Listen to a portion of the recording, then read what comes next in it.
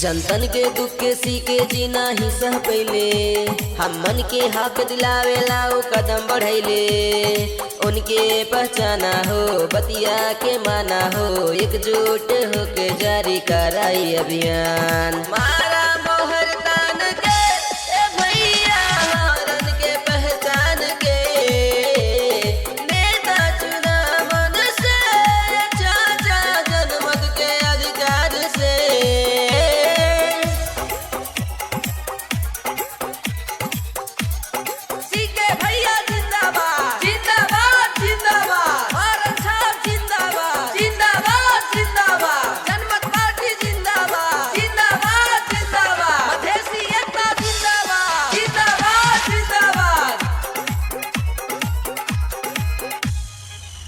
हाँ, गरीब किसान के ऊ सुविधा दिले हैं पिछड़ल मधेश के ऊ आगे ले जाई हैं। पढ़ला के बाद जेकर नौकरी न लागल वैसन युवन के रोजगारी दिले हैं। लालच के अब बानी छोड़ा जनमत पार्टी से नाता जोड़ा। मारा मोहर तान के ए भैया हरन के पहचान के नेता चुना मन से चाचा जनमत के अधिकार से।